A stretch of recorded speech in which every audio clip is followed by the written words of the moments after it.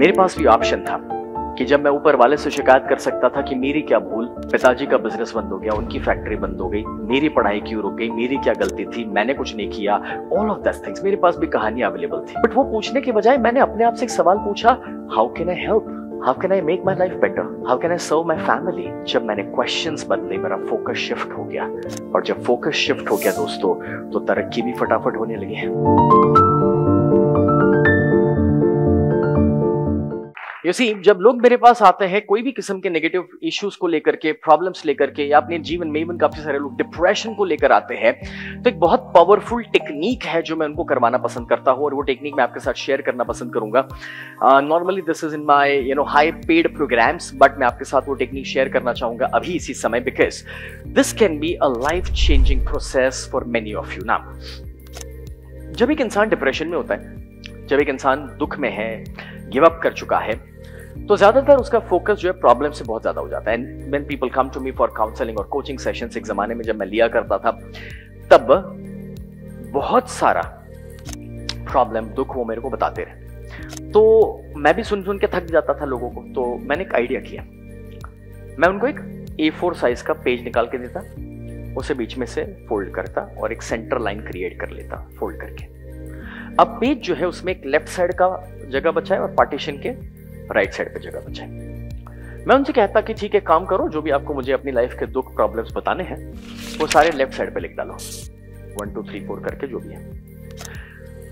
अब left side पे वो लिखता financial problem, health problem, relationship problem, जो भी है। राइट साइड के ऊपर मैं कहता कि आपकी जिंदगी में अच्छा क्या है, आपको चाहिए क्या, what is good in your life, what do you want in your life, वो लिखो।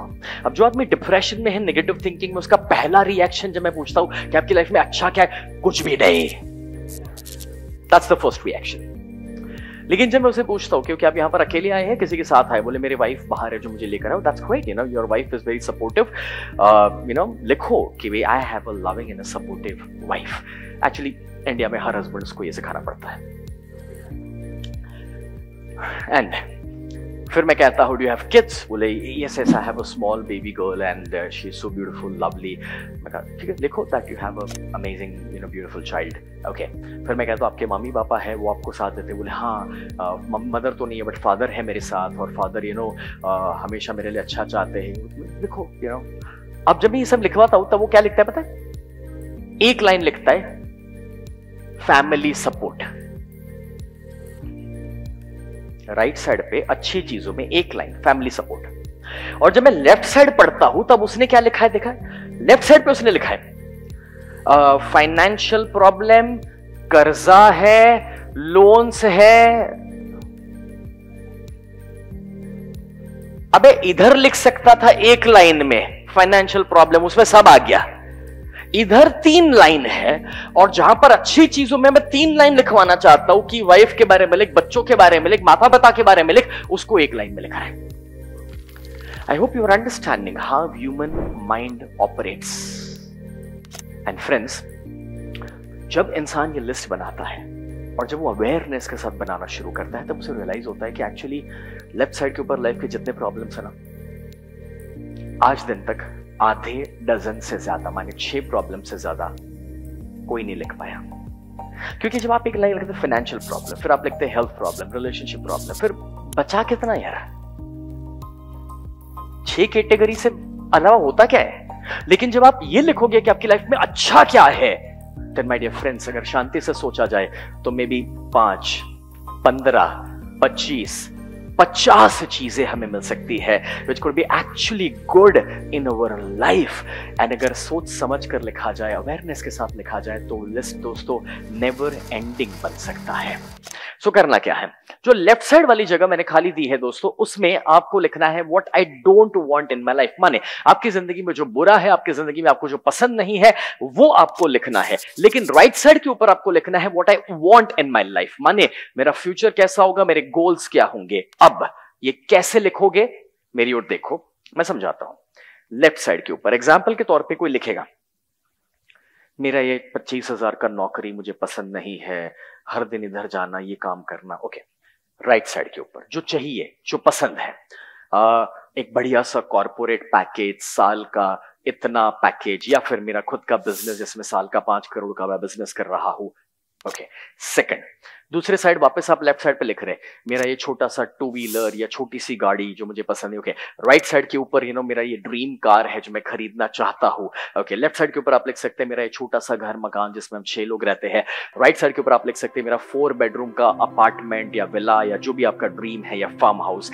ओके, लेफ्ट साइड पर आप लिखेंगे मेरा ये हेल्थ प्रॉब्लम एंड उस वजह से ये नहीं हो पा रहा, वो नहीं हो पा रहा। राइट साइड के ऊपर आप लिखेंगे कि मैं बिल्कुल फिट हूं, पहले की तरह दौड़ रहा हूं, ये कर पा रहा हूं, वो कर पा रहा हूं।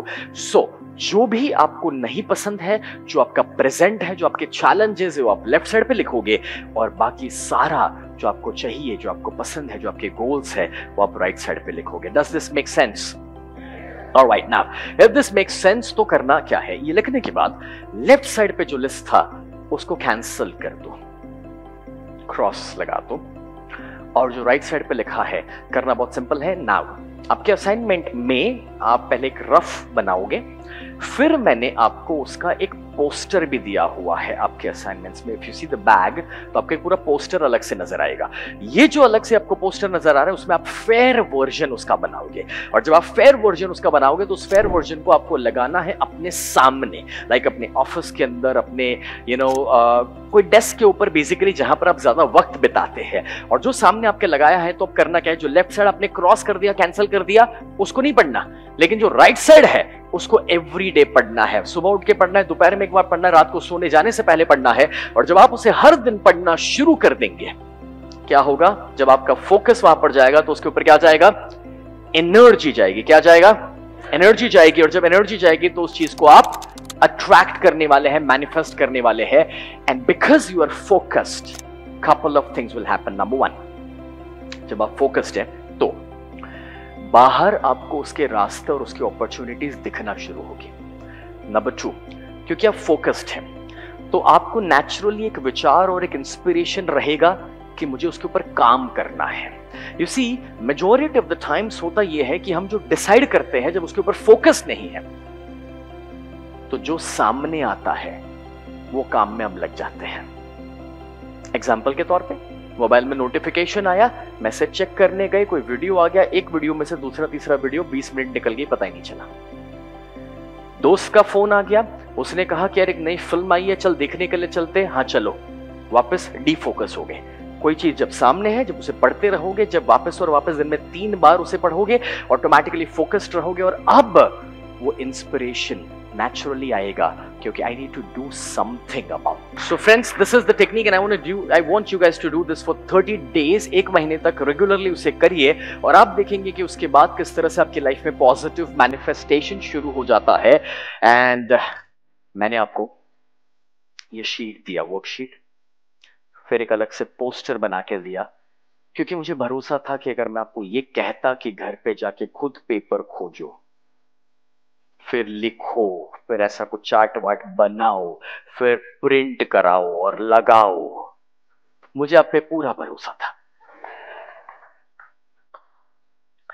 इसलिए मैंने ये सब कुछ आपको करके दिया, so that it becomes easy for you. और वो जब आप लगाएंगे दोस्तों, तो मुझे ये पता है, क्योंकि मेरे हजारों लाखों पार्टिसिपेंट्स हैं जो इस टेक्निक को यूज कर चुके हैं और उनके लाइफ में रिजल्ट्स प्रोड्यूस कर चुके हैं। सो आई नो कि आपकी लाइफ में वर्क करने वाला है। सो अब मैं आपको सिखाने के लिए जा रहा हूं 7 rules of law of attraction. तो अभी तक जो हमने बातें करी वो फाउंडेशन था, लेकिन अब उस फाउंडेशन की हम ज्यादा गहराई में उतरने के लिए जा रहे हैं, गो डीपर विद इट, कि कैसे एक्चुअली लॉ ऑफ अट्रैक्शन को आप अपनी लाइफ में और बेहतर तरीके से यूज कर सकते हैं। अब यहां पे सबसे पहला रूल जहां से मैं शुरू करना चाहूंगा, and the rule is you get what you think about whether you want it और नॉट। आपको वो ज्यादा मिलता है जिसके बारे में आप सोचते रहते हैं। आपको वो चाहिए या ना चाहिए उससे कोई फर्क नहीं पड़ता। अब ये तो हमने थोड़ी देर पहले ही समझा, और ये तो इतना आसान है कि भी ओके हम जो सोचेंगे मिल जाता है। बट क्या ये इतना सिंपल है? आपको हैरानी होगी जानकर कि दोस्तों हमें एक दिन में पता है कितने विचार आते हैं? 60,000 थॉट्स इन अ डे। अगर एवरेज एक दिन में हमें 60,000 विचार आते हैं जो साइंस कहता है, तो हैरानी वाली बात यह है कि नेशनल साइंस फाउंडेशन अमेरिका में एक रिसर्च हुआ था जो ये कहता है कि 60,000 विचारों में से 80% थॉट्स हमारे नेगेटिव होते हैं। इंटरेस्टिंग। और वो लोग ये कह रहे हैं कि उसमें से 95% थॉट्स रेपिटेटिव है। माने कल जो सोचा 95% आज सेम सोचा, आज जो सोचा 95% सेम आने वाले कल में सोचा। अब अगर कोई मुझे मिले 6 महीने बाद, साल बाद, और मैं से पूछूं क्या हालचाल भाई, क्या चल रहा है, और अगर वो कहे अरे सर मत पूछो, सब वैसा का वैसा ही है, तो वो इसलिए क्योंकि भाई तेरे विचार भी तो वैसे के वैसे ही है। और इसमें अगर आप और गहराई में जाके सोचे, जो लोग मैथमेटिक्स समझते हैं, आप ये सोचो कि 80% टाइम हम नेगेटिव सोचते हैं तब तक ठीक है, लेकिन 95% टाइम वो रिपीट होता है। ये कितना खतरनाक कॉम्बिनेशन हुआ भाई। अब इसको जब मल्टीप्लाई करोगे तो आप इमेजिन कर सकते हो कि कितना ज्यादा नेगेटिव थिंकिंग की हम बात कर रहे हैं। और फिर अगर कोई ये कहे कि सर मेरी जिंदगी तो है ना स्ट्रगल से भरी हुई है, प्रॉब्लम से भरी हुई है, ये लॉ ऑफ अट्रैक्शन में तो मानता ही नहीं काम करता है। एक्चुअली अभी पता चला कि लॉ ऑफ अट्रैक्शन तो उसकी जिंदगी में भी बराबर ही काम कर रहा है। अगर उसकी फटी हुई है तो लॉ ऑफ अट्रैक्शन बराबर ही काम कर रहा है, क्योंकि प्रॉब्लम लॉ ऑफ अट्रैक्शन का तो है ही नहीं ना, प्रॉब्लम उसके खुद के थिंकिंग का है। और जब 80% नेगेटिव थॉट्स है, 95% रेपिटेटिव थॉट्स है, तो सीधी बात है दोस्तों कि भाई अब अगर आप ये कहोगे कि मेरी लाइफ में पॉजिटिविटी नहीं, सफलता नहीं, तो that's because that's what your thoughts are.